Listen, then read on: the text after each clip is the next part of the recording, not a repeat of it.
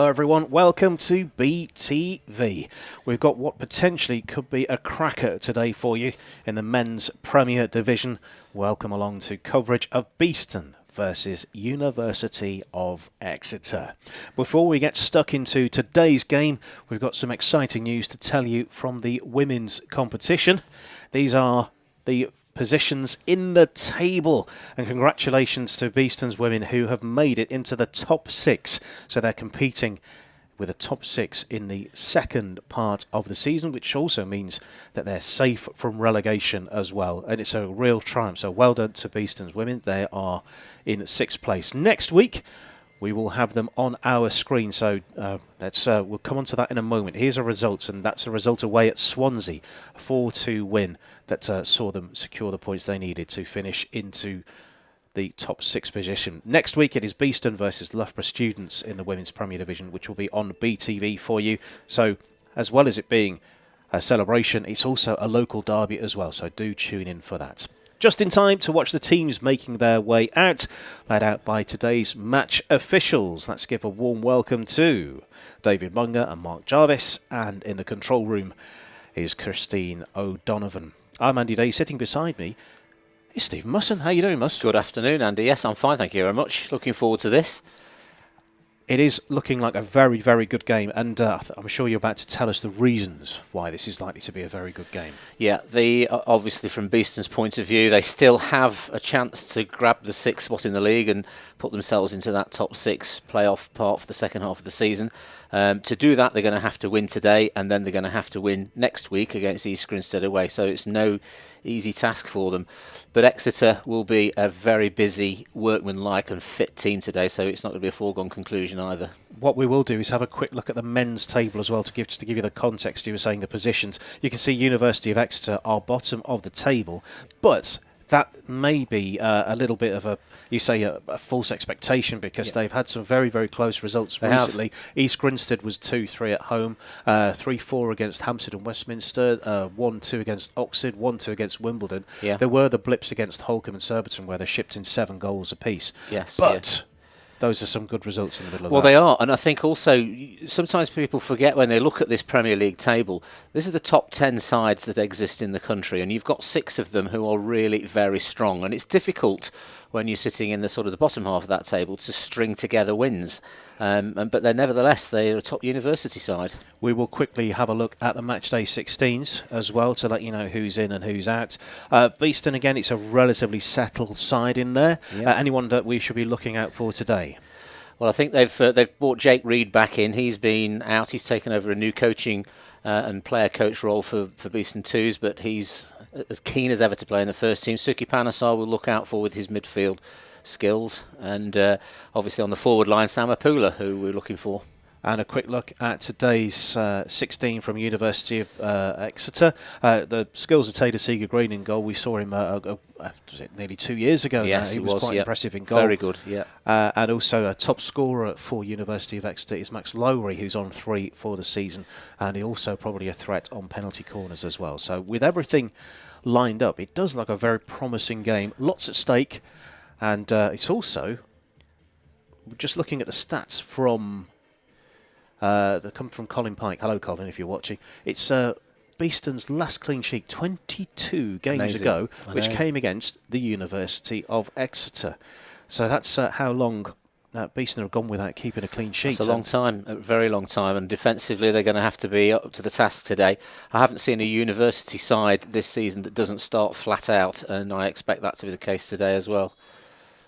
And is the Exeter in the all-white with the green trim that gets us underway. Beeston all in black today.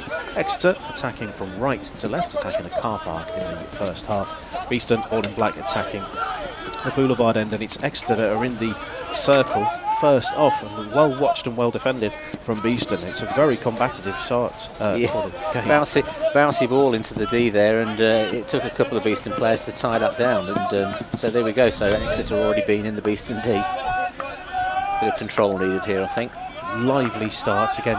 It's trying to put your stamp of authority on the game as early as you possibly can, and this is what we're seeing with this spell of possession from Beeston. Come and get the ball off us, and we can stroke it around, get the feel for the game. Well, it's that patience that you need, and particularly at the starts of games, to dominate possession and try to get on top of the opposition. There's a Pooler who's looking to make his way towards the baseline. The ball is taken off his the toe of his stick at the expense of a long corner, and 7 is Max Sauter. Yeah, Sam's been a busy forward for Beeston. He's one of the guys who runs a lot inside the D, and it's something he's got to do. Here we go again with the ball into the D. Something we need to check, because Beeston are playing, that's clearly 27, Max Sauter, not appearing on our match day sheet. So something is amiss somewhere. We'll try and correct that. Question for the technical delegate. Sorry. But yes, we'll try and get that one sorted out. We're only as good as the information that we've been provided. So we'll sort that out as soon as we can.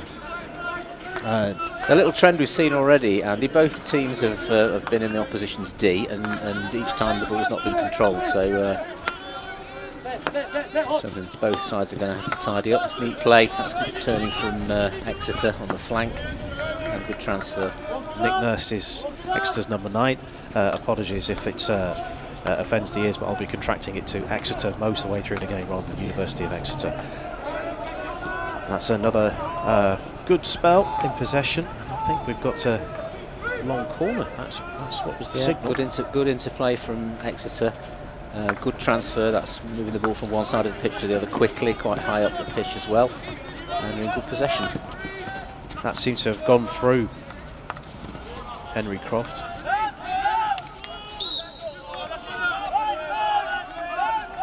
Yeah, nicely picked up defensively there, so chance to restart again from the back.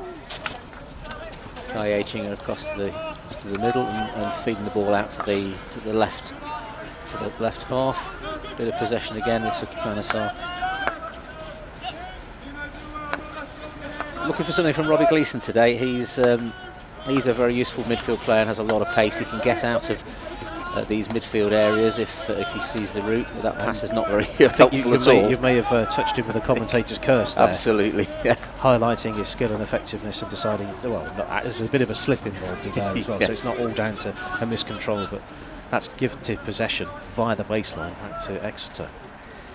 Well, which side is going to be able to look to eliminate their errors? So many times the domination comes because one side is poorer on its basics than the other. A lot of turnovers, and that can be very unhelpful. We've been trying to see how Exeter have been performing in the Bucks competition, and it's been very, very difficult to find out how the Bucks competition has been going on. If you're not familiar with that, it's British Universities Colleges Sports. And that's a decent cross-field ball in, by the way, just breaking off. I may have got my initialism all completely ends up there, but that's the Universities and Colleges Wednesday Sports. Yeah. We can't find anything out. No, but Exeter pretty dominant in that competition. You've got the likes of Loughborough University and Durham in there as well, and there's a very intense competition goes on amongst the universities. Aerial ball out to defence, looking to find Ben Fox, who takes it down neatly just inside his own half. Looks to find a teammate, but he's been crowded out and goes to ground in stages. Some quite good control from the Exeter players so far. Stick on ball stuff and not showing too much of the ball to the defender. That's untidy. Play allowed to, I was going to say allowed to continue, but there was a late whistle. There's a diving contest going on there on the 25-yard line. Look at how many defenders that Beeston have committed to securing the edge of the circle. Well, they won't want to be giving away corners. As we've said many times, most teams have a decent short corner flicker, somebody who can put the ball in the net, given enough opportunities, and so Beeston will be keen not to give many away. Calder shields the ball away from attention, but it's been picked up by Nick Nurse, who's come to the eye a couple of times in the opening exchanges. 5 minutes gone, BTV, Beeston 0, Exeter 0, men's Premier Division hockey. Yeah, a few 50-50 battles so far, and Exeter have come out on top of most of those. A little bit more composure from Beeston, particularly on outletting as they try to escape from their own half. Sam Taylor doing well under pressure and earns a long corner, which the restart is going to be taken by Reece Bradshaw. Angling away and trying to find an early ball into the circle. Look to receive the 1-2. Exeter cough up possession. And Beeston will clear. Yeah, long corner's a good opportunity to either create a bit of space in the D for a shot or upgrade and try and get that penalty corner.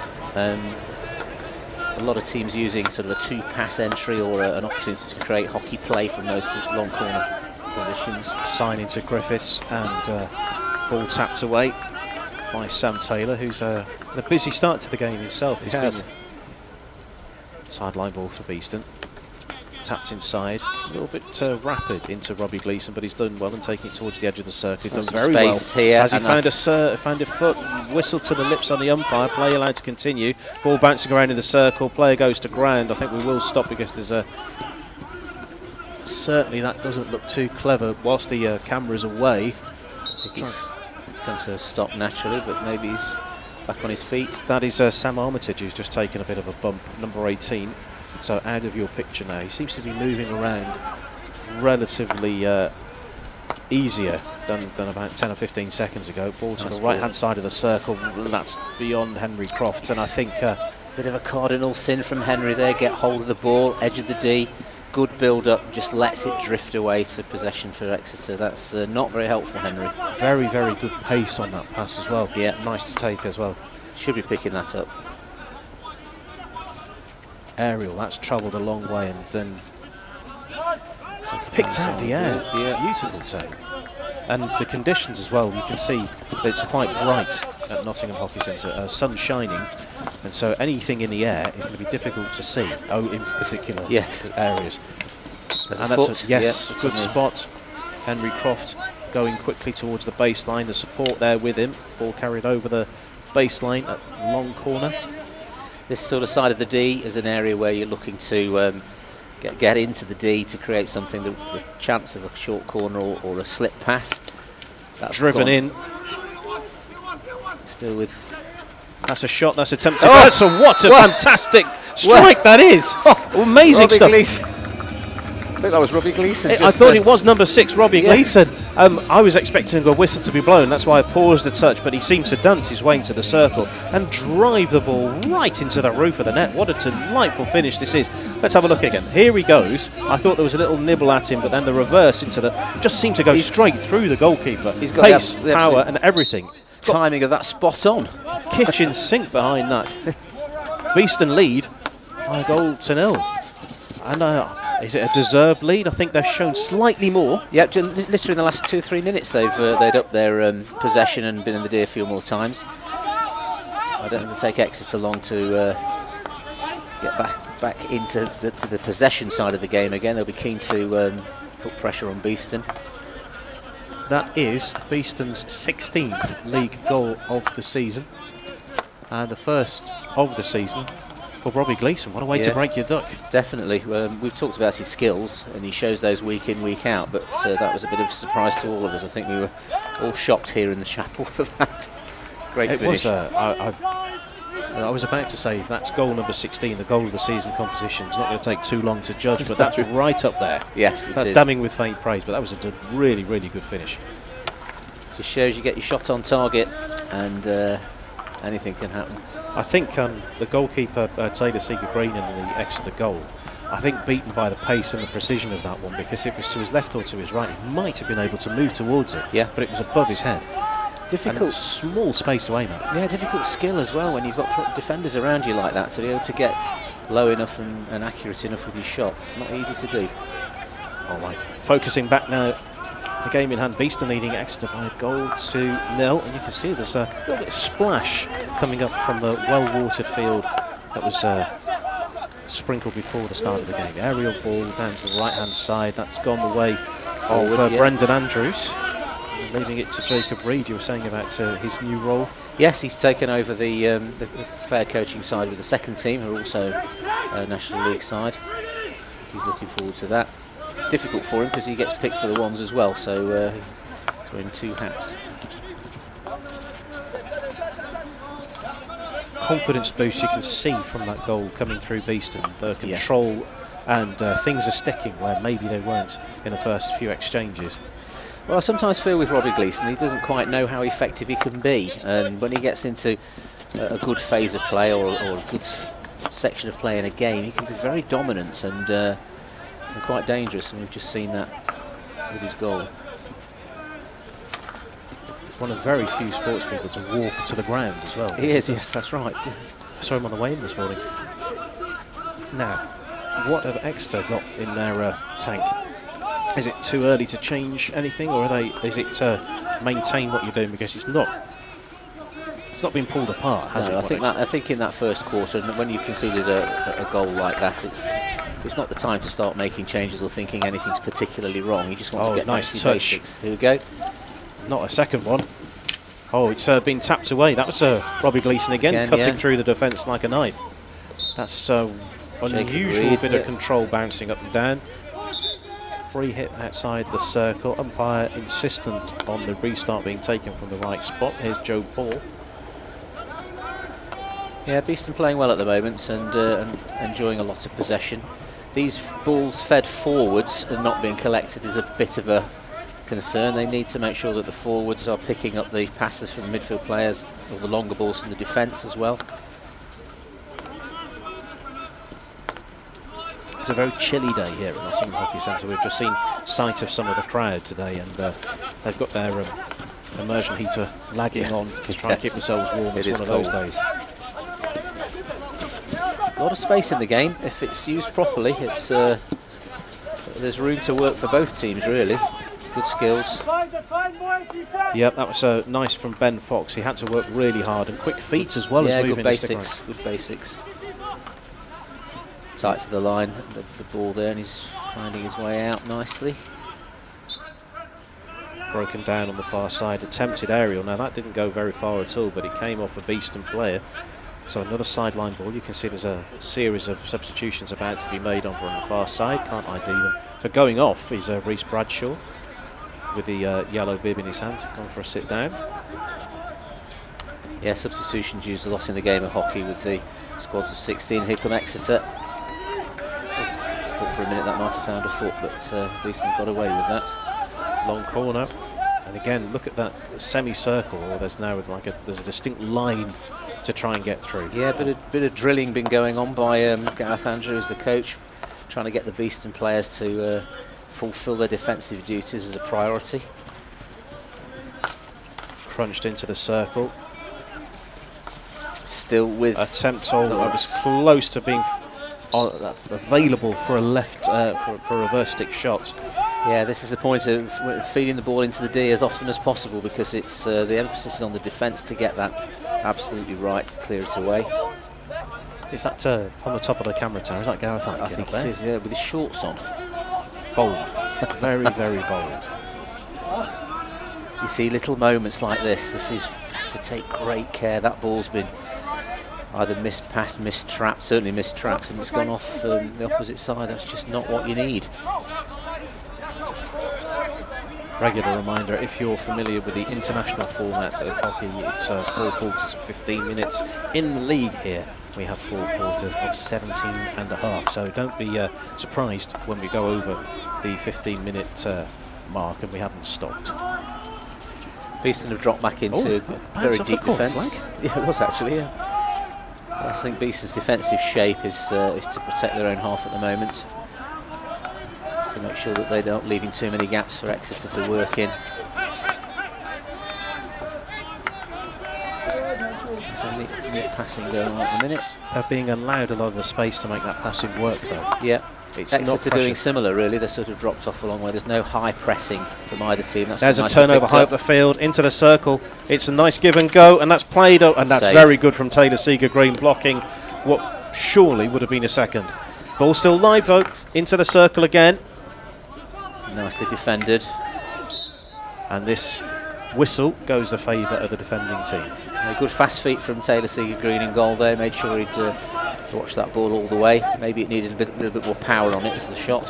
Here's Fox now, shielding under the attentions of captain Gareth Griffiths. And getting a pass away to Lewis Wiltshire. I was just going to say, somebody not tracking back quick enough there, because the Exeter player was in tons of space on that right-hand side.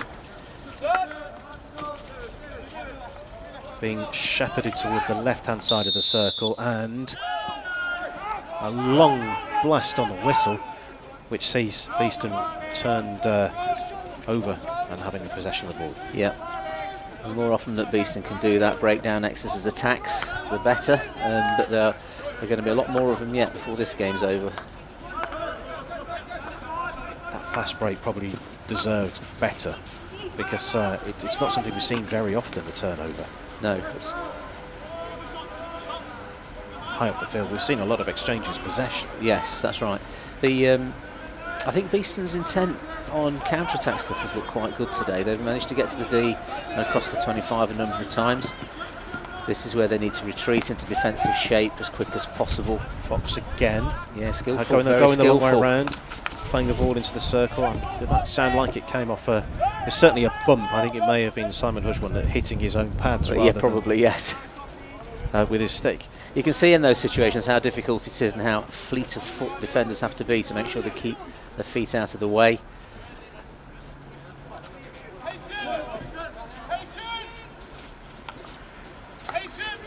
One more opportunity to get the ball into the circle, I think, from either team, with the touch over 30 seconds left in the quarter.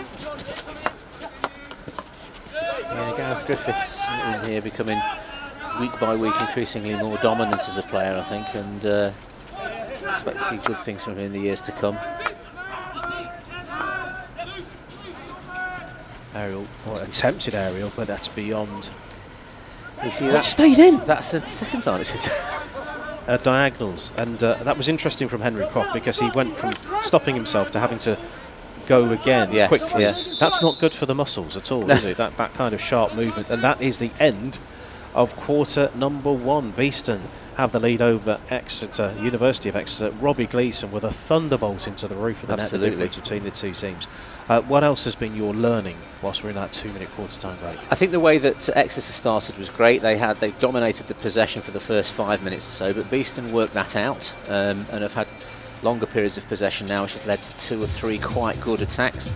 I think I'd like to see the Beeston forwards pick up more of the passes and keep the ball for the team. But Exeter have got some skills, and you can see, again, they've been in the D 3, 4, 5 times in the last 5 minutes as well. So it's early days yet, Andy.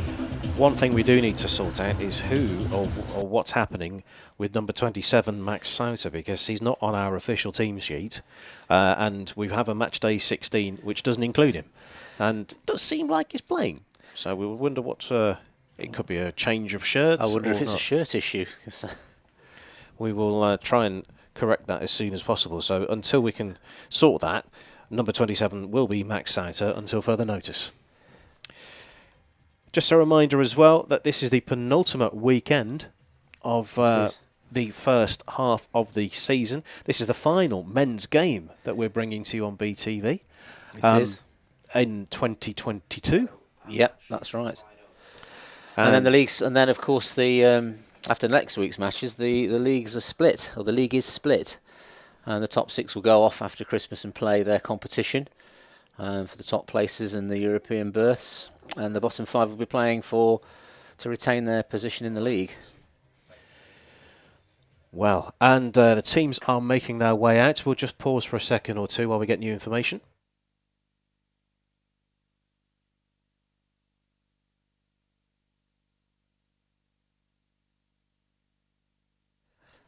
So we've just got a correction. It is 27 is Kai Aichinger. So that explains why we've not seen him yet. We are back. If we could tell the audience quite why that's happened, it's quite amusing, I think. I'm sure, given your credentials, I'm sure you can find a way to phrase it. Well, it seems one of the second team players has taken his shirt away with him and left his own shirt here, so... So there we go. So his shirt is now in Timperley. Hello to everyone watching in Timperley. Eyes back on the game, and it's John Whitfield in possession. Going for the give and go, but his involvement has been bypassed. Beeston bring it over halfway. That's Connor Sign involved. He's played really well in that first quarter. I don't think he's particularly put a foot wrong. His skills have been good. He's got out of trouble a number of times, and he's marshalled his own position very well. So Beeston committing, you can see a few more players forward there, rather than play it quickly. I would imagine that Gareth Andrew will be thinking to himself, as Beeston coach, we're going to need to score again. Now's the time to really put the pressure on if possible. We've been close a couple of times, but he'd certainly like that to happen in this quarter. That's just close. That was nearly very well done from Lewis Wiltshire, but he's just been pulled up for that. Yeah, I think he was sort of on the floor and may have hit his body. There's Eikinger's ball. Whoa. That's not good, and that's collided in with Luke Brown, and that was very close to being nasty. Yeah, that deflection has happened off, I think if I saw that right, it happened off a Exeter stick, but yeah, somebody hurt there. That's Kai Eikinger, number 27. And glad we clarified who that was before the start of the quarter, but yes, he's not in the best of condition there. So that was a bizarre thing. His ball was played in, and he ended up the one getting injured. Yes, yeah. I wondered if he'd pulled a muscle or something, but he seems to be moving it right at the minute. So. As a picture, yes, seems to be absolutely fine, but that was a hairy moment for a couple of reasons. Yeah. It's always the difficulty, particularly with these crosses and reverse stick hits, if they get a bit of air under them, they can go anywhere. And any sort of deflection as well, is you've got to be on your mettle. Yes. That's Connor Sign again doing the hard stuff. And a good, well-watched interception and timely interception from, let's just see who that is, that was John Whitfield, who was with just a little steal. Well, I thought Connor Sign had got out of that. And from what I saw, he was tackled by the same defender, and I'm not sure that should have been blown. But we've got a long blow of the whistle. What's happening here?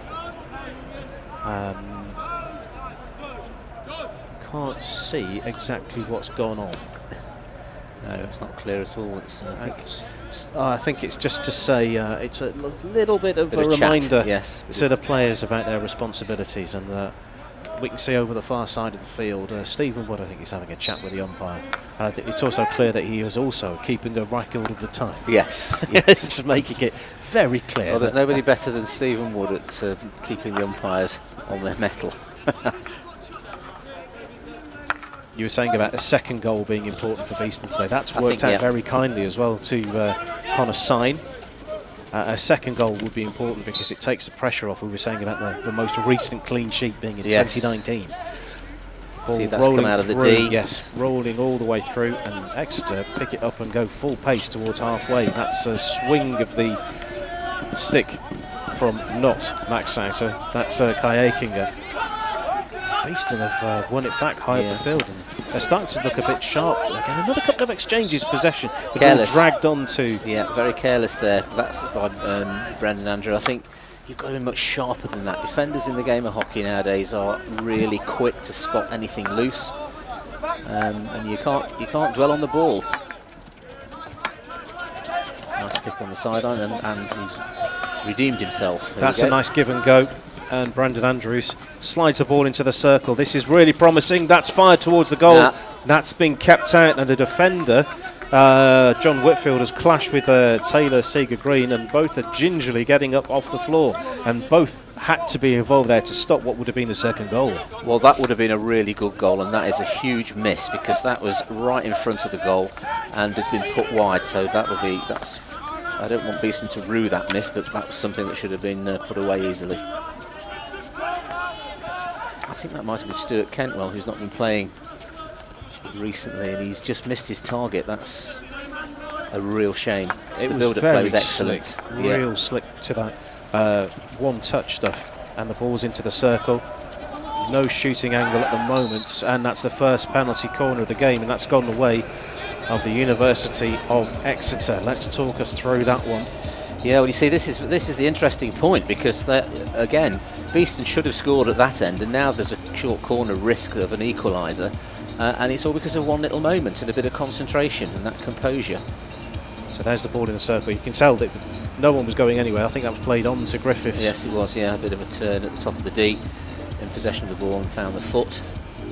So Lowry is the captain, and number 7, you can see there's a blue armband on his right arm. That denotes that he's the captain, as the likeliest to field this one. Going over to inject the ball is John Whitfield. Well, Beeston will need to, they'll not want to let any of the momentum that they've developed go away because of this, but they could have done without a corner at this point. The sun has disappeared behind the clouds, by the way, as the Beeston players getting their protective gear on, and so the temperature has dropped several degrees in a couple of seconds. So can Beeston stay strong and defend this one, or will it have been attempts on goal just to the left of centre from the captain of Exeter, Max Lowry? My suspicion is it'll go to him, but they've got the 2 castles, so there's a chance it could go to either. So the Beeston defence won't know exactly which one to go to.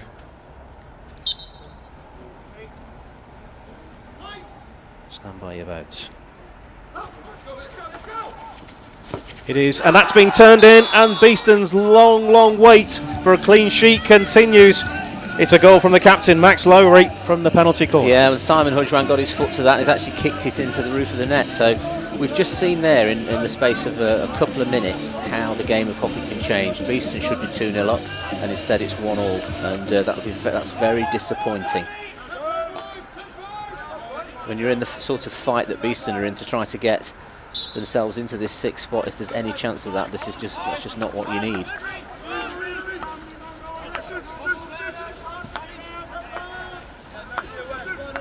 So off they go again. Can they build a few more scoring opportunities? Just replaying that penalty corner a couple of times in my mind, it wasn't the most powerful of strikes. It wasn't the best placed of strikes, but it went in. It was effective in that regard. Yeah, it was of a height that forced Simon Hudgran to go for it with his kicker, and it's just taken the top edge of his pad and gone into the roof of the net. So disappointing. That was well watched. Step in. And Beeston on their bike again. Here's a pooler. And Griffiths takes it on. It's been... Yeah, they're trying to make those speedy connections. There's always a feeling when you've conceded a goal, an equaliser goal like this, you've got to get back into it straight away, and what's needed is a solid build-up and patience to create a proper scoring opportunity. Griffiths forcing a long corner. Yeah. Sign. On the right side of the pitch here, but that's tight to get out of there. He's found a foot.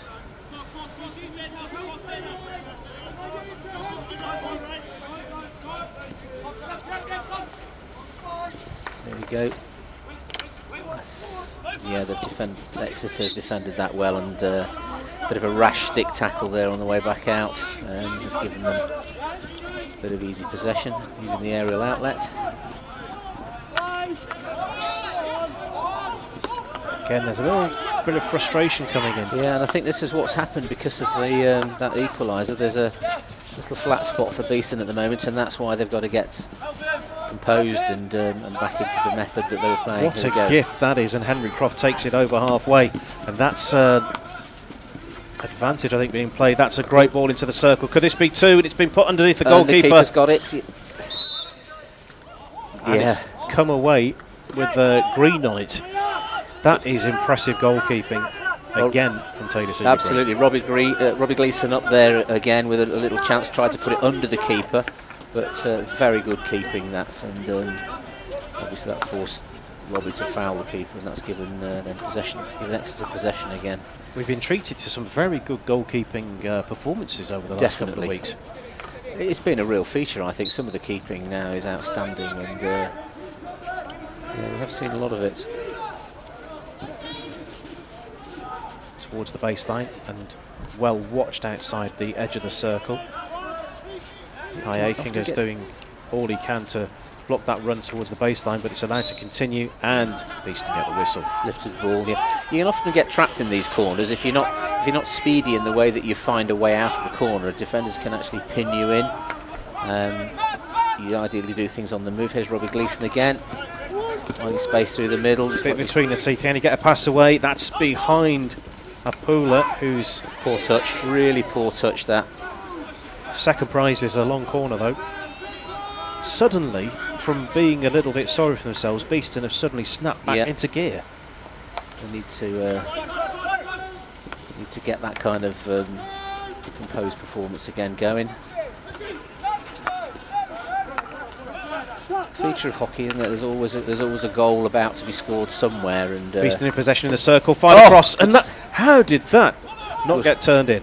Yeah, good foot again from Taylor C. Green, left foot save as it was crossed. Beeston player behind him, so he had to make that save. And here they go again. You feel there's a goal brewing. Yes. Whether that will come to fruition or not is another question. Yeah, Exeter being forced into really deep defence here, but the ball keeps falling to Beeston players, which is helpful. Towards the baseline, just at the point of the circle, and Exeter get the whistled airway and will be able to clear. Yeah, Samapula trying to work his way into the D, facing completely the wrong way, so it's not very easy to get around a defender. That was a real attempted steal, suddenly on his bike facing the attacking goal, and that's caused an error. Yep. Bit of pressure sometimes can upset the rhythm, particularly in your back four, who like to often have a lot of space to move the ball around, and if you can pressure them at the right time, encourage a bit of a missed pass. Good transfer right onto the far side. What happens next? There's the slip ball out towards the edge of the circle. It's still in possession with Beeston, but given away, and very, very presentable chance to get into the circle is passed up. Yeah, the differences in the work that you do on and off the ball very noticeable in this game, and those little pickups, the basics that keeps the ball for the team. That's a very high aerial. That completely disappeared off the screen, that aerial. So, a lot of space again. Simon Husband had time to get his deck chair out and watch that. There's another blow. I think that's going to be Robbie Gleason's got a stick over the ball there, and which is an offence, and he's a little bit disappointed, but I think he knew what he was doing. Another aerial. That's taken down well. Nice direction on that as well.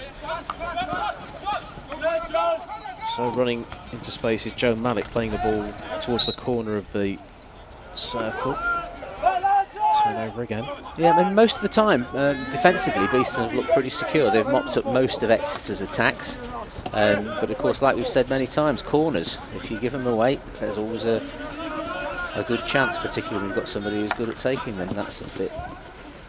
It's ambitious. It was a nice idea, but that was, I think, there's a bit too much skip on that. Yes, yeah. If it was along the floor, then there's probably more that you could do with that. You could. Yes, I think that's right. Because obviously it was an intent that Beeston had two very high forwards, two of them in the D, and I think they feel there is the space, but you need to execute the pass a bit better than that. 5 minutes to half time. You can see there's a series of exchanges of bibs and all kinds of things on the side of the field. So more time for fresh legs. Last push before half time. Do we see another goal before half time? Well, I think there is the chance of that with the time and the way that certainly how Beeston have built up, but there's always that risk of the counter-attacks of Exeter, so nicely poised the game at the minute.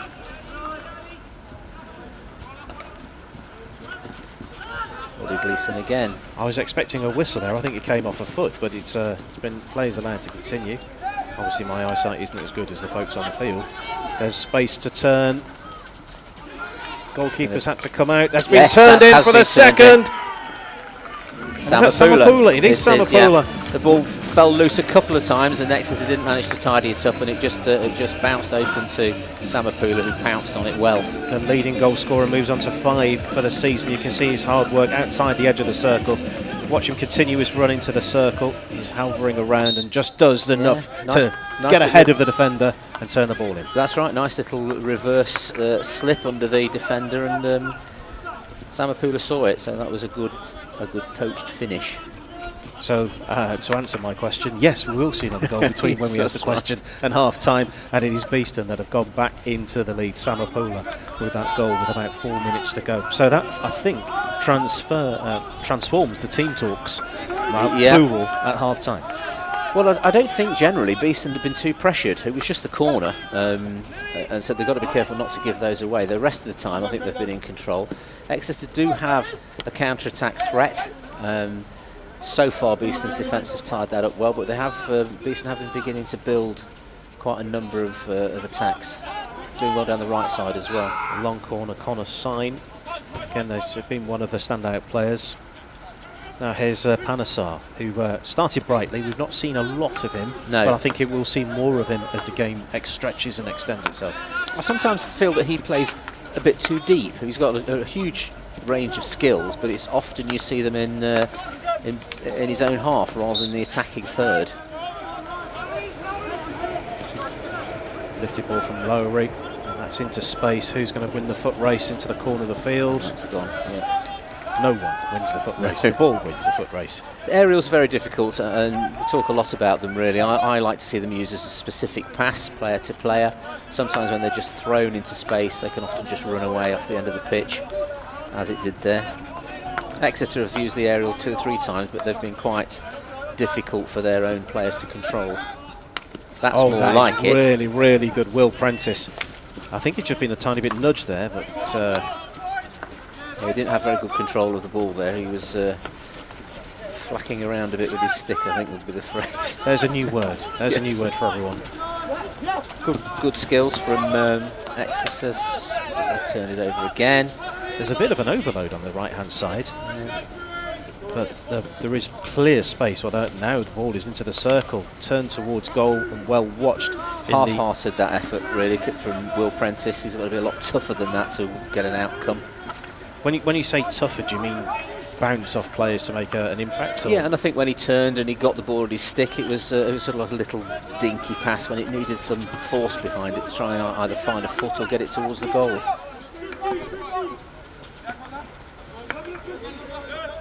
Maybe he was trying to find a foot, but I think there's a better way of doing it than that. Power rather than precision. I think so in that sort of play. And here we go again. There's 2 minutes out, and this is a strong position to win corners from for Exeter. So Beeston's defence needs to be set and ready. Very static in defence from this position. Yeah. There's a little bit of movement. So you can see Joe Paul getting closer to the ball, losing away the ball over the baseline for the expense of a long corner or 23-metre restart. Yeah, how you fancy reading that's your absolutely FH right. book of rules. There's the goal scorer Lowry assessing the options, fired into the circle and watched arm aloft by Simon Hushman, and that is probably going to be that. Yeah, it's quite nicely marshalled around the defence there. The players had actually gone to sort of man-to-man, and Exeter couldn't find a pass. Get it as far away as possible. And a bit to control. Henry Croft, I think, a little bit frustrated. I'm not sure with the way he addressed the ball or the way the ball came to him, but he certainly was frustrated. I think that's right. I don't think that's a frustration for Henry. It's the earlier ones when he's had passes that he hasn't collected that should frustrate him more. Well, that is the game we're watching. Beeston versus University of Exeter. Your half-time position is Beeston 2, University of Exeter 1. And the goal-scoring sequence looked like this. Beeston taking the lead through Robbie Gleeson with a tremendous effort. Super goal, yeah. Real power shot into the top of the roof of the net. Max Lowry equalising from the one real chance that University of Exeter had in the first half. That's not to say they weren't threatening, but that was a real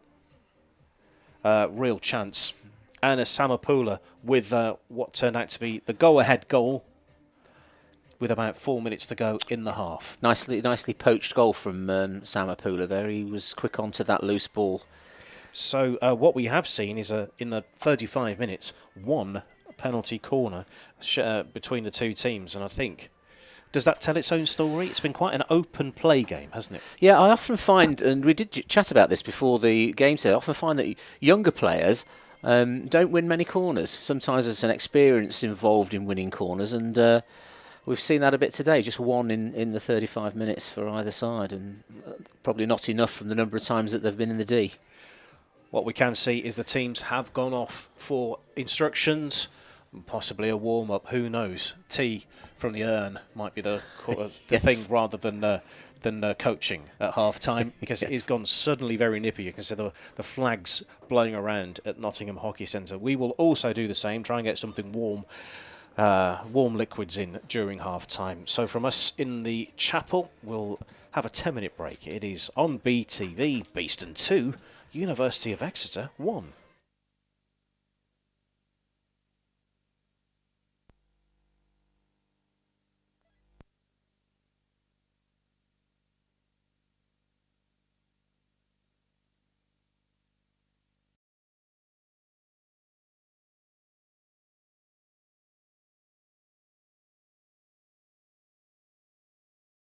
I think the chance of a short corner or a slip pass. That's Driven gone. in. Still with... That's a shot, that's attempted. Oh! That's what a fantastic strike that is. Amazing Robbie stuff. Gleeson. I think that was Robbie Gleeson. I thought it was number 6, Robbie Gleeson. I was... Stand by your votes. It is, and that's being turned in, and Beeston's long wait for a clean sheet continues. It's a goal from the captain, Max Lowry, from the penalty corner. Yeah, when Simon Hudgran got his foot. Need to get that kind of composed performance again going. Feature of hockey, isn't it? There's always a goal about to be scored somewhere, and Beeston in possession in the circle, fired across, and how did that not get turned in? Yeah, good Plays foot allowed to again. continue. Obviously, my eyesight isn't as good as the folks on the field. There's space to turn. Goalkeeper's had to come out. That's been turned in for the second. Samapula. It is Samapula. Yeah. The ball fell loose a couple of times, and Exeter didn't manage to tidy it.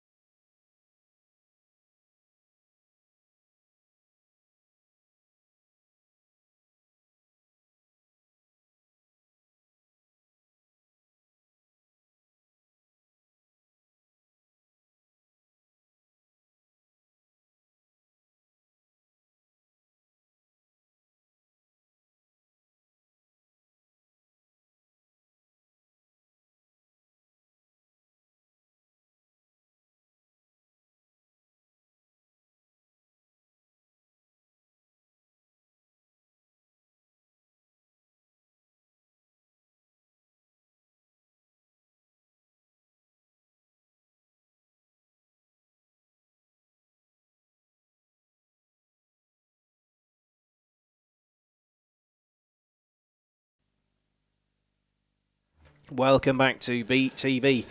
You can see on your screen the position of the game as we're ready to restart. Beeston leading University of Exeter by 2-1.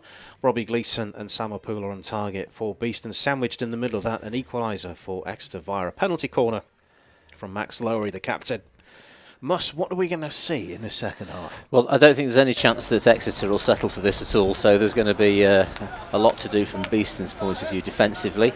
I think Beeston will want to make sure that they maintain the same sort of levels of possession, and the number of times they've been able to get forward over the 25 and into the D has been a plus for them, really, and they'll want to do more of that. They're going to need another goal, in my opinion. So there's all to play for. If you're just joining us, it is Beeston all in black, attacking from right to left. They're attacking the car park in the second half. University of Exeter all in white with a green trim, playing from left to right, attacking the boulevard end at the second half. It is Beeston in possession, and as we saw, as they tried to, at the start of the first half, impose themselves onto the half. Well, Beeston's transfer around the back, you can see they're very happy to use Suki Panasar in that deep midfield position there. He's comfortable on the ball. He is marked by two players a lot of the time, but they're looking for a way to get out of the back part of the pitch, and they use him as a potential outlet. Flank play has been quite good for Beeston as well, and they've pinched the ball again here. That's a lot of space. Neat. And that's one for Opula. He's done well. He's going to receive the ball in the circle. Shooting opportunity here, and that's again great goalkeeping, and he's managed to stop the ball impressively. Taylor Seeger Green in the Exeter goal. It's there, and again another save. He's like a magnet. He's very good. He's already made 2 or 3 good saves in the first half, and that was an excellent little spell by him. He's kept Exeter fighting well here. Good opportunities for Beeston to score, but when you've got a keeper playing like that, very useful. Just amused myself there. If anyone fancies sending me a T-shirt with "He's like a magnet" on for Christmas, I will definitely accept it. Aerial ball from the left. That's gone over the stick. And that's been collected. Tricky on the edge of the D because we don't want to cut corners. That's padded away. Appeal and whistle at the list on the lips. Whistle gone. Time off. Is that? No. First offence. Yeah, the other disengaged umpire has seen something. He's passed that message across. So I thought for a minute then Exeter were going to get a corner. That's not a very useful pass out. Nice little pitching wedge job. Just the sorts of things that you know, this phase of the game, you've just started half time, you're back in the lead. Concentrate. Just winding back a touch during that passage of play, I'm sure it wouldn't have counted, but that was a real chance. It was. And I can't fathom why it didn't end up in the goal. It seemed to me to be entirely down to say the Seeger Green's athleticism. He does watch the ball very well. And the one at this end as well, I think Simon Hudran's been in control quite well as well. That's what I was thinking, because how didn't Exeter score then in the passage of play? How didn't the ball end up in the Beeston goal? It's another slip. Similar situation. But we're going to be going from a free hit situation there. Running into traffic straight away. Well, there's no point giving the ball away in this situation. You don't need to do it. I mean, it's very messy at the minute. So the instructions at half-time look like they've not sunk in. Nobody was listening. Nicely fed down the right-hand side. Whitfield with a layoff there into the circle, watched into the defensive possession by Joe Paul. And it's given away again. Again, a little choppy defence that seems to work. And possession transferred over again. In the circle, ball popping up into the body. Everyone's watching the umpire, and the umpire finds in favour of Beeston. Well, I'm at a loss to see why Beeston can't take their time and patiently work their way out from defence. Every single time it's been a risk, and thankfully that time they've got away with it. Oh, so close to finding... Oh! I can't quite get my breath here, because there's some nice 3D skills, and that's a chop shot from the left-hand side of the circle. That would have been better, either retained and turned out and put in to the D or passed across as a cross. Instead, the shot really was going to come to nothing, too wide. That was Waterson with the attempt, wasn't it? Number 19. Yeah. Difficult to get a shot off from that kind of an angle. Ball is running away from him all the time. Bit of pinball as well, because the ball was kicked away and then straight into possession by Abula, who found a layoff, and then it was cleared again, and then the ball was 3Ds towards the edge of the circle. So there's so much happening in such a small space of time. You could almost, in a different sport, you could almost do with calling a timeout and getting everybody reorganised. I know we've only just had half time, but some of the play's been awful. I think we may need to keep the door locked, because you might start carpeting the players. Keep you in here in the chapel. I'll still remain relatively neutral here. Chance to get away here, and that's nicely retained. So that's look at the run from Griffiths. He's suddenly got on his bike, and there's a runner in the middle of the field as well, and it is Waterson. Yeah, Henry Croft did well to pick that up. Didn't have a lot of space between him and the sideline, and you can see the benefits of getting that pick up at that point, because now they're a bit further up the pitch for Beeston, and they can build from a more comfortable part of the pitch. Paul's ball. Yeah, it was difficult to get that across. Work rate from Beeston forward then. Sam Taylor loses the ball. Picked up by Robbie Gleeson, who scored the opening goal of the game. He's been busy today, Robbie. He's been, his work out of midfield has been good. He's had his goal and nearly scored a second as well. James Hunt is in a huge amount of space on the left-hand side. And that space is starting to... Now, I was just looking at that play there. There was an attempt to hit that ball to the top of the D where there were 3 defenders, when he had a pass on the outside and the right where there was nobody. Choices, very interesting. Steady defence under a bit of pressure there. That was well worked. Better. Again, it's retained on that side of the pitch. Flick ball towards the end of the circle, and that was a really, really good idea. Was that Waterson again, who was hanging around the edge of the circle in an advanced position? I think that's Brendan Andrew, I think, on the edge of the D. It is, you're right, it is Brendan Andrews. But Henry Croft, it was Stuart Kentwell actually on the right-hand side, had kept that ball in very nicely. And of course it leads to an opportunity somewhere near the D. Fielded, but miscontrolled. Little moments, when you add them all together, they become troublesome for you, really. Those little turnovers and missed picks. Exeter will look to get this out of this side of the pitch, I'd have thought.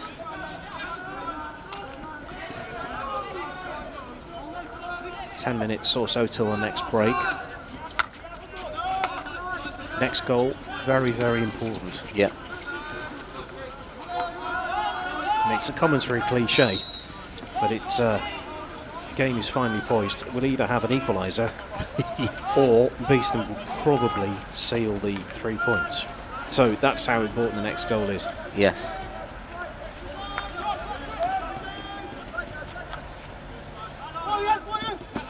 And again, whether Exeter will be disappointed with that. They were finding their way out nicely, and the connection was not made in the middle of the park, so the ball's back with Beeston. That is a good feed. Again, a miss pick. There's been lots of them, really. These are the sorts of things when you watch the Surbiton's and the Hampsteads and the Wimbledons, you don't see this many turnovers because their basics are much better. A lot of players drawn towards the ball, but good strong stick on that from Joe Paul in the middle of the Beeston defence. Some pressure coming in White, but the release is very good there now. What's the next movement like? Good over halfway. Exeter doing a good job of trying to block the run, not get the possession away, and it's been carried over the baseline. So Exeter decent defence, but good effort from Beeston. Yeah, a lot of pace on the right hand side there, but the ball was quite a long way away from I think it was James Hunt's stick. Wasn't able to bring it back under control. Oh, missed. And it is Ansley flicks the ball back. It's gone a long way, maintained possession from Exeter. Outside towards the right hand side of the circle, towards the baseline. Fired in. Did it take a couple of touches? Angle of shooting is opening up. And that's been batted away from Simon Hudge. Yeah, Very firm sound of ball on pad. Again, lack of control there. Brendan Andrew just turned the ball over. Good save from Simon Hudgewan. Put it to a safe part of the pitch as well, so the pressure was off. Life in this game, yeah. I think Beeston have covered the pitch well in terms of their shape and their pressing when they do it, but I think the thing that's let them down has been their basics. And by basics, I'm talking about the ability to trap the ball quickly, one touch, and to make a pass that's accurate, so that you get a number of connections, so you can get through 4, 5, 6 passes without risk of turning the ball over. Panasol with a flick towards the right-hand side from the restart. To Good, the something baseline from this. And that's a trip, and that's the first penalty corner of the game for Beeston. Henry Croft has been felled on the edge of the D. That's the value of attacking hard, that part of the D particularly, because defenders find that very difficult. Considered restart from Panasar. Intelligent ball, allowing Beeston's forwards to get into position. Good. And there's the bit of a slash, wasn't it? Yeah, good use of hand skills and body work from Henry Croft, and it's led to the foul. Kai Aikinger is number 27. Now, I've not seen sight of a 27. Can you see? He's just wondering if he might be there.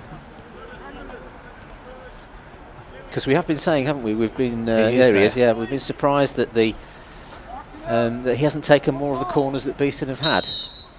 Lingering around is Henry Croft as well, but it's taking a while for the Exeter team to get prepared. Who's over there injecting?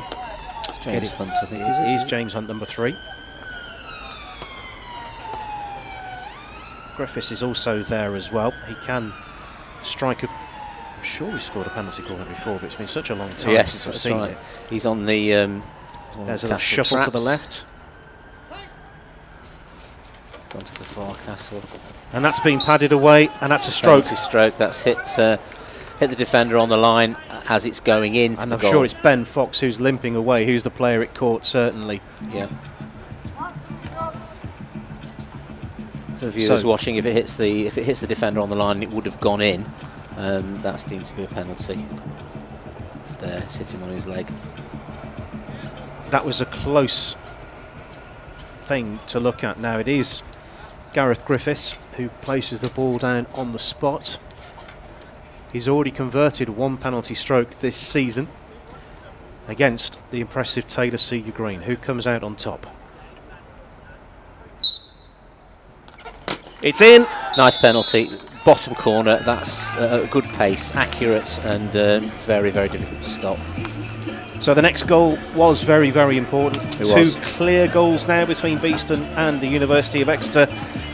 Firm strike. Let's just have a look if what happened with the goalkeeper. Did he get close to it? He was going the right way, but led with his foot rather than committing with a hand. There's not a lot of space between the sole of the keeper's foot and the post there, so the accuracy of the penalty is very important if you're going to put it in the bottom corner. Something we've not yet seen in the game is a card, which is unusual for 46 minutes in. I don't think either of these teams have particularly bad disciplinary records as far as I'm aware, so which is good to see. All of a sudden it's got very noisy on the field of play. We can hear the communication from both sides. Another aerial, that's travelling a bit. Oh dear.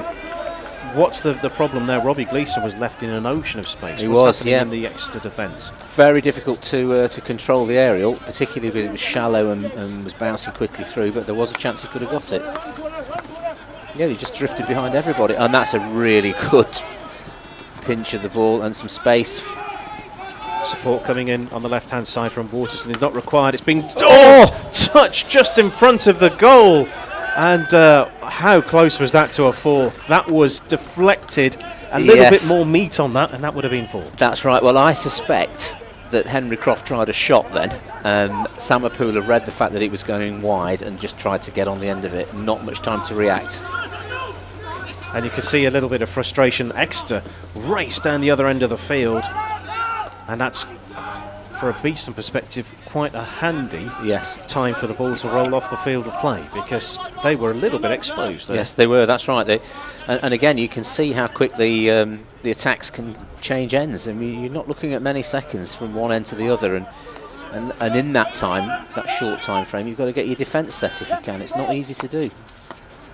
Nice cheeky ball into Robbie Gleeson, shields it and finds James Hunt. Yeah, a little bit tangled under his feet. That's that ball into the middle, which they are happy to play to Suki Panasar. It and all that's looks good play. very, very straightforward when it comes off, doesn't it? It does, yeah. Ball turns in towards the edge of the circle. A lot of white in between the ball and the goal. That's one into the car park, I think. It's going to be It has disappeared. Yeah. Well, good skills again. Henry Croft in there. I thought he'd created enough of an opening for a shot on target, but the Exeter defender stepped in just in time. Somebody's car's probably lost a windscreen, I'd have thought, again. Never ever park behind the goal. No. That's my handy travel advice. This would be a good time for Beeston to retain this possession. They've done that very nicely, so they're higher up the pitch but playing transfers, which is good. Again, taking a bit of time and patience because they've got space to do that. Psychologically, it's important to just see out this quarter in possession, I think, not let get Exeter a sniff. Chance at goal, goalkeeper down, and we've got a whistle blown. Yeah, that's. I think that's just jumped up off the Beeston stick. Shame really, because it was nearly able to connection from a baseline run for a slip pass, but it didn't quite come off. And that's an been pinched. interception. Oh, nice idea. A pool has been dragged back. Yeah, I that's a think. corner. That's his stick was caught.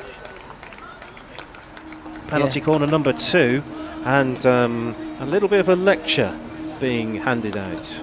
Yes, quite lucky with that really, but some good reaction from Sam Apula, because the pass here when it's connected was not very helpful, but Sam's got in there quickly. Lowry penalised. Now, was that stick connecting with each other? I think there was an attempt at some shenanigans there, and that's been penalised by the umpire. Well, this would be a good time to start to roll the scoreline on, if possible.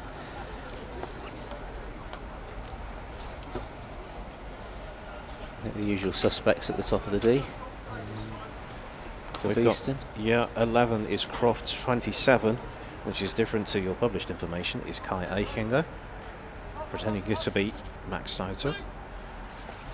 There's the trap this time, and it's been that's been nicely away. Saved by Taylor Seeger-Green. He's seen that going towards that left post and stepped across, so would have had to been a very good flick from there. I'd quite like to see Kai Eichinger on the other castle, really, giving him a wider view of the goal. To more turn one into the open space. Yeah, because I think when you take it from that far castle, you really are aiming at a much smaller part of the goal, whereas from the first castle, you've got more to aim at. Well broken down from Beeston. There's a suspicion of a foot in the middle of that, but players allowed to carry on. Whistle blows.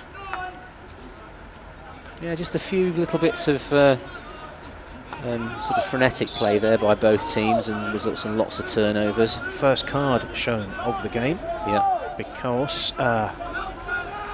it's still ended up with Beeston in possession, and it's Connor Sign who's having to sit down.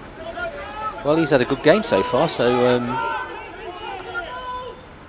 bit of a shame he's blotted his copybook, but I'm not quite sure why.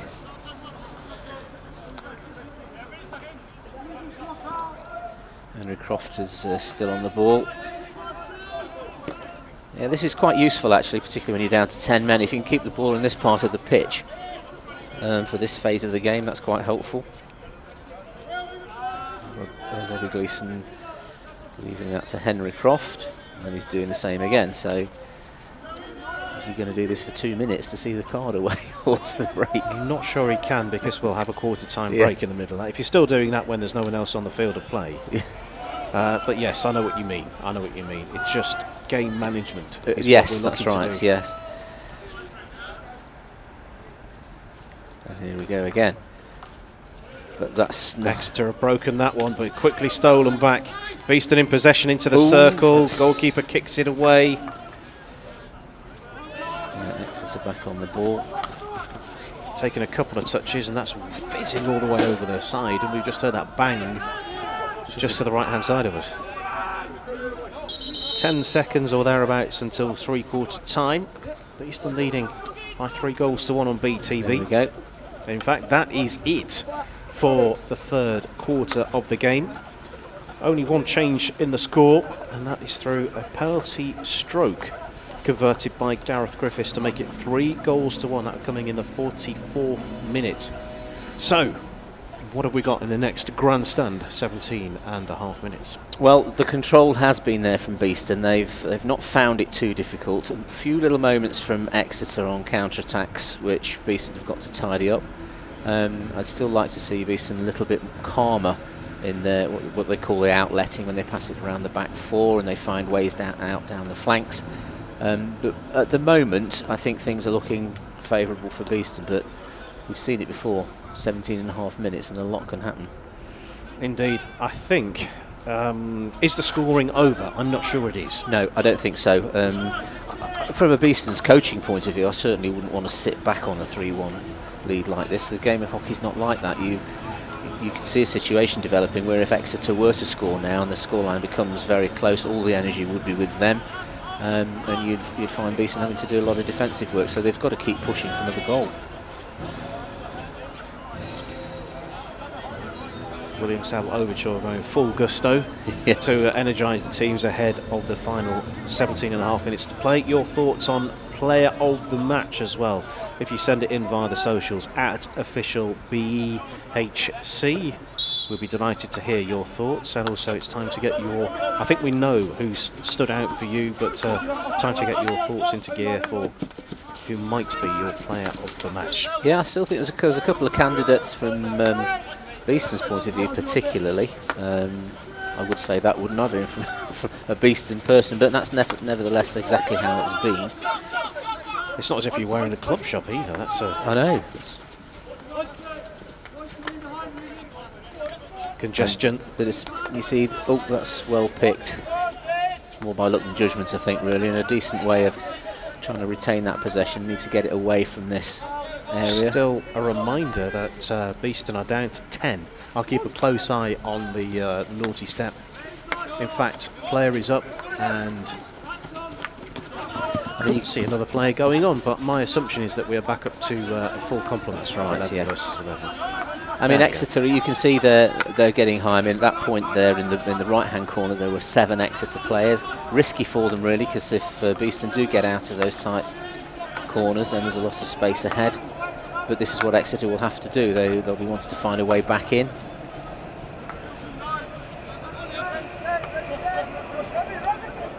Decent use of the aerial, nicely passed across the back. Dodgy moment there, I think. Yeah, a little bit tentative. Yeah, that's right, yeah. I would imagine Beeston will be hoping that they can intercept one of these passes. But there we go, that's very good there. That Panesar doing the dirty work at the edge of the circle. Yes, yeah. But that's poor again. You know, they've just done all that work to get the ball back, and they just lay it into the path of an Exeter player. Because no wonder coaches go crazy on the side.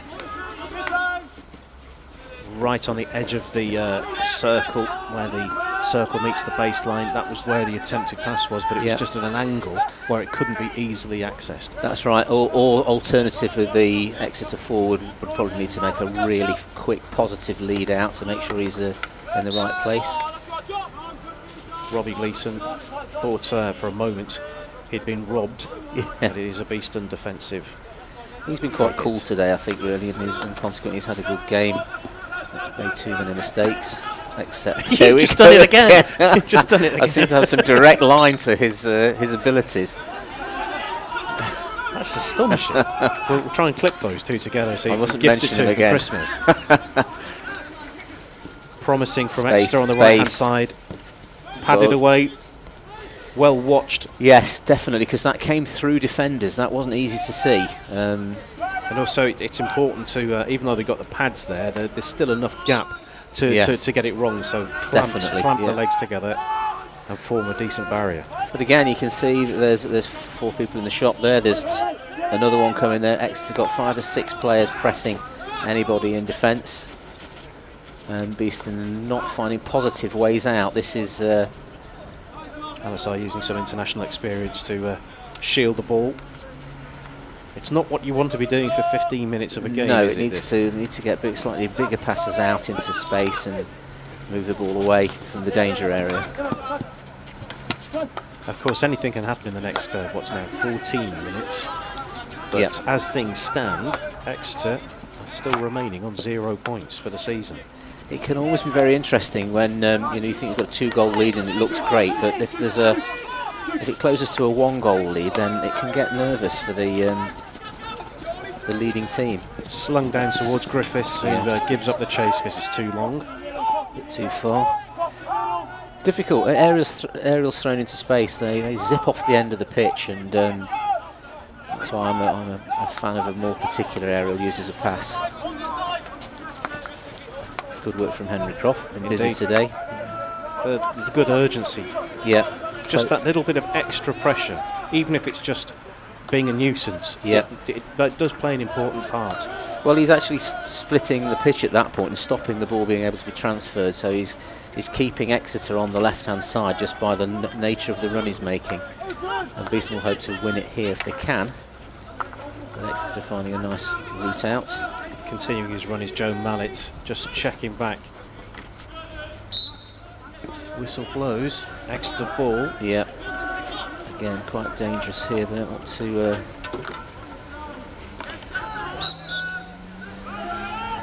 Sort of a half-hearted appeal, but it goes Beeston's way.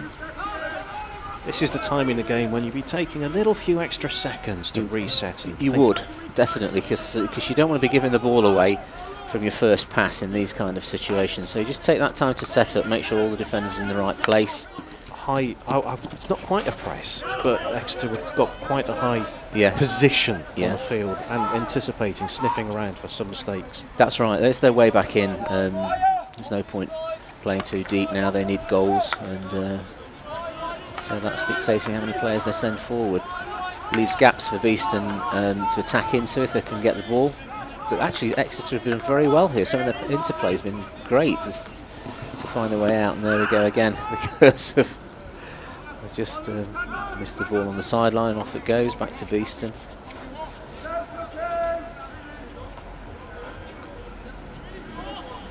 We were looking earlier on at the Exeter squad, and of the players that are listed on the main guide, there are only a handful of players who haven't travelled today in the entire available squad for Exeter.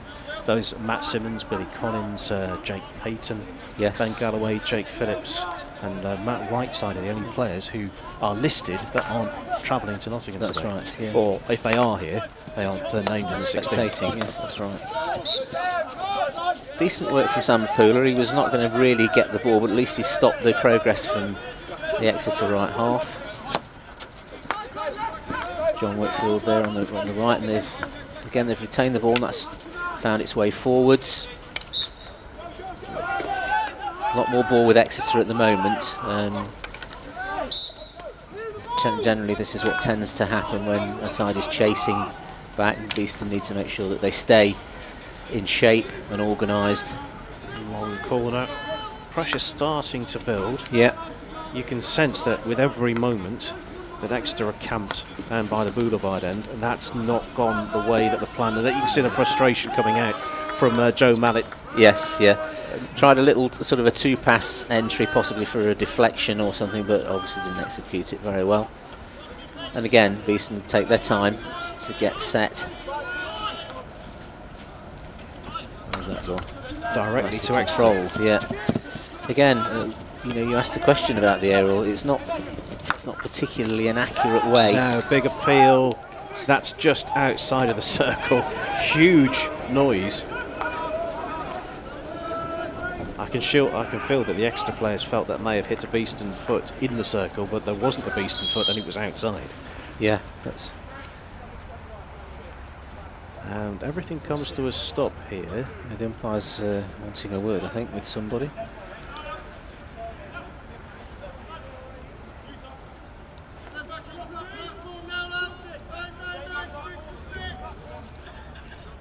He's probably said something, hasn't he? Or there's lots of finger waving going on. But, David Munger over there, laying down the law. Yeah.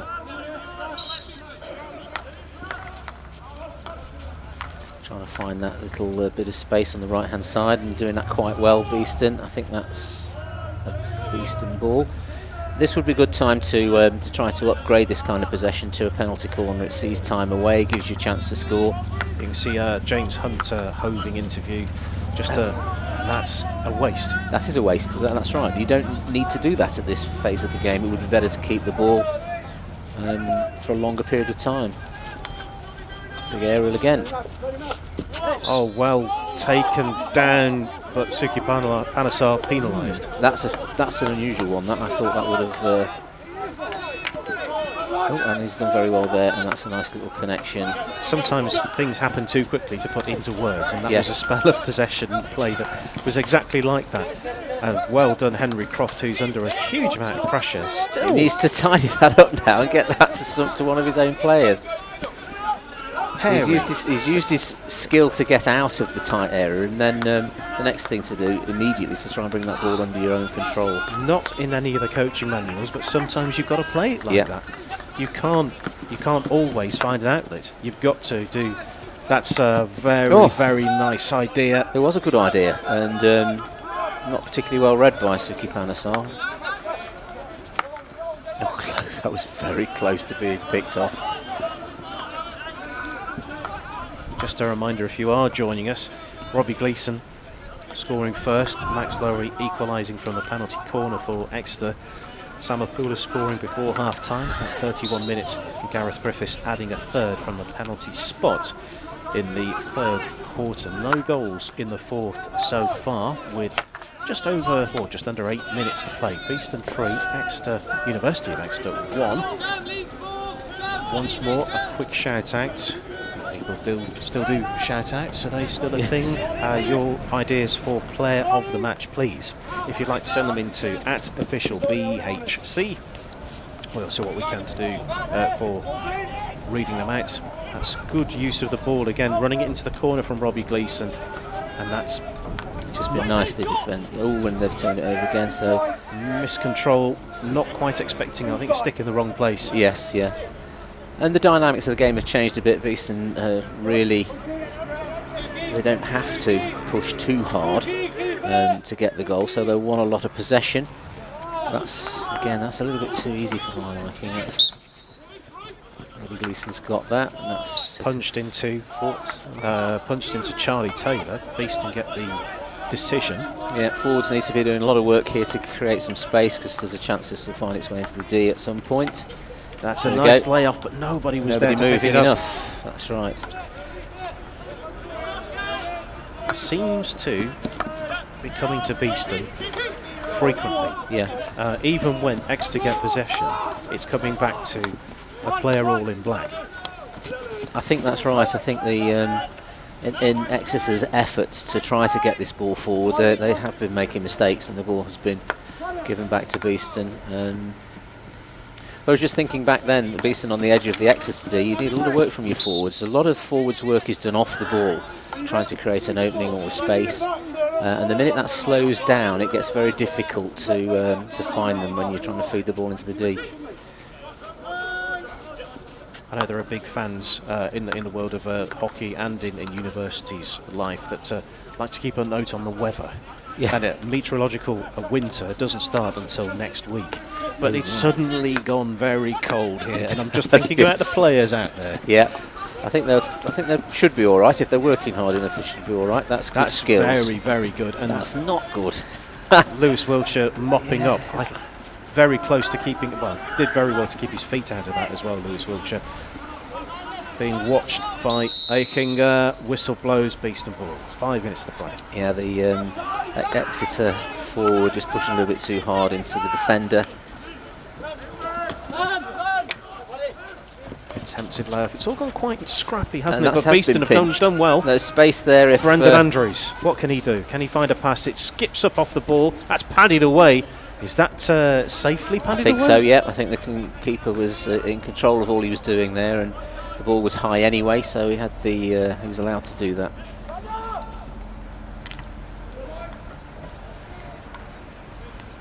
One more call for your thoughts on player of the match. One more time at official BHC. If we can send out give out to those messages as they come in, we will do. Exeter trying to find a way in. They will have a free hit here. Less than 5 minutes to play. Yeah, bit of space there. Nicely fed through ball, and unfortunately that connection's missed as well. So I think that might be Ridge, number 11, that had the hole in his stick. Yeah, stick. Yeah.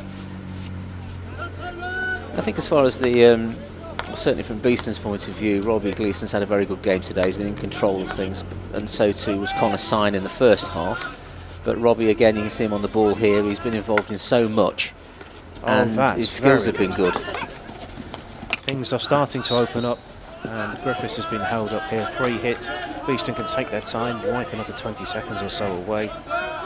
Edge closer to a first home win on BTV that I've been seen this season. Yeah. So there was the win against Oxford, 3-1 on that 24th of October. Yeah. Oh, that's a shame. I mean, again, I think Samapula slightly the wrong way round there. He needs to get his feet round the ball quicker.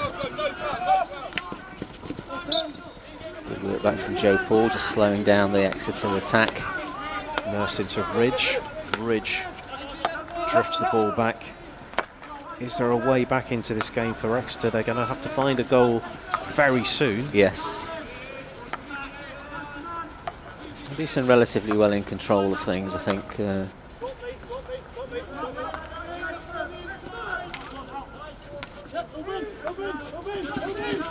Bradshaw. I don't feel like I've mentioned a lot Bradshaw for Exeter. Into the circle, nice. well watched, and keeping the feet well out of the way. And you could hear the connection from here of the ball on the stick. Yeah. Two and a half minutes to go. That's the strengths of good defenders. They've got to have quick hand-eye coordination because they're trying to not only stop the ball but make sure that they don't deflect it in any way onto their feet or give away corners. Very costly if you're not good in those areas of the pitch. Exeter have possession, but far, far away from the end of the field that they want to be. So, last chance saloon, really, and that's not gone the way that the visiting side would have wanted it. And Beeston bringing it back via Ben Collinson. Turnover, though. That's a little bit too easy. I think he should have expected to be tackled hard there. And well watched again on the edge of the circle, making sure. Yes, that there's a lot of space. There's men over here. Can Beeston find the ball into the corner maybe, or even get the ball into the circle? It is in the circle, and that's accumulation of, I think, fouls. I think. Yeah. With 90 seconds to play, this is pretty much looking like, barring a miracle, yes, yeah, 3 points in the bag. I think they've probably done enough here. Just keep the ball now. Into the circle, shooting opportunity. Again, spreading his legs widely to block the ball towards goal. Taylor Seeger-Green is done very well today. Second appearance at Nottingham Rugby Centre. That's right. I think from an Exeter's point of view, he's had a great game and been forced to make some really good saves. But it's like we said before the game started, he's got good form. This is a decent position for Beeston, worth keeping the ball. In the last 6 games of those 7 games, 6 games or 7 games I'm looking at here, 1, 2, 3, 4, 5, 6. They're all losses, of course. There have been the 2 7-0s, but all the others have been by 1 goal. Yes. And this is the first 2-goal defeat, it looks like, with 30 seconds to go. And we're about to see a card. That looks like a green from this distance. I think so, yeah. It's a trip. Either way, that suspension not going to last very long at all. No, just nearly there now. So Henry Croft, who's gone for a sit down. Again, well watched. That might just be it, you know. Normally one of Henry's contributions is is a card. Seems to do it quite frequently, mostly by accident, of course. This is the time just to take the ball away completely and enjoy the win, I think. Let's just wait to hear the whistle. It's awaited nothing by Robbie Gleeson. He's been well involved. He's still calling players into shape now and imposing his control. And there's the final whistle. And there it is. Nice play into the goal from distance. Yes. But that's more frustration from University of Exeter. It is a win. 3 goals and 3 points for Beeston today at Nottingham Hockey Centre. Let me run you through the sequence of scoring. Robbie Gleeson with the pick of the 3. Yes. Yeah. From Beeston.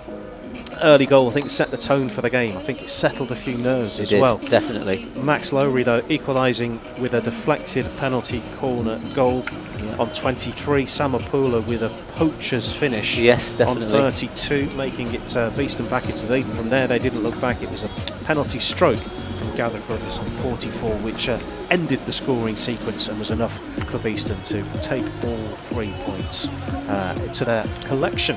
Yes. So, what do we? Who was your player of the match? Well, we skirted around it. Yes, we did. I mean, I think it has to go to Robbie Gleeson because of not just the goal, but the way in which he's pushed Beeston on today. He's been in control and on the ball a lot. So I've enjoyed watching his performance today. Impressive stuff indeed. And that is it for the men's programme here at Nottingham Hockey Centre on BTV for 2022. We will be back next week, and it is next Saturday. We'd love you to come along in person. If you can't come along in person, then you can watch us on BTV. It's Beeston versus Loughborough Students. That one, a local derby, and so the team, I'm sure, would be happy for as much support as can come down to Nottingham Hockey Centre. That is the Women's Premier Division game, Saturday the 28th of November. If you can't come down, head down to BTV. It's been a cracking day's entertainment. We've seen 4 goals, plenty of determination, plenty of skill, and I think the thing I will take the most for this, it's a more composed performance all round from Beeston. Yeah, I think that's right, and they know what they've got to do. They've got a tough away fixture at East Grinstead, and it's one of those games they go to try and win, and then depending on other results they see whether they can pinch that 6th spot or not. Indeed, that may not even be up to them depending on other results. So what we don't know is how the other teams are getting on right now, so we can't even speculate. There are some happy faces on the Beeston bench. We can see going around the corner. We can see who can we see there? We can see Stephen Wood just wandering around with a very happy smiling face. Yep. Also, big thanks to Adam Milsom, who's the cameraman, who's leaving us in the great view of the setting sun over Nottingham Hockey Centre. From all of us here in the chapel, from us and from me, Andy Day, it's been a pleasure keeping you company. We'll do it all again next Saturday on BTV. I think the chance of a short corner or a slip pass, that's driven in. Still with. That's a shot. That's attempted. What a fantastic strike that is! Amazing Robbie stuff. Gleeson. I think that was Robbie Gleeson. I thought it was number 6, Robbie Gleeson. I was. Stand by about. It is, and that's being turned in, and Beeston's long wait for a clean sheet continues. It's a goal from the captain, Max Lowry, from the penalty corner. Yeah, and Simon Hudgran got his foot. Need to get that kind of composed performance again going. Feature of hockey, isn't it? There's always a goal about to be scored somewhere, and Beeston in possession in the circle, fired across, and how did that not get turned in? Yeah, good foot to continue. Obviously, my eyesight isn't as good as the folks on the field. There's space to turn. Goalkeeper's had to come out. That's been turned in for the second. Samapula. It is Samapula. Yeah. The ball fell loose a couple of times, and Exeter didn't manage to tidy it up, and it just against the impressive Taylor Seeger Green, who comes out on top. It's in. Nice penalty, bottom corner. That's a good pace, accurate, and very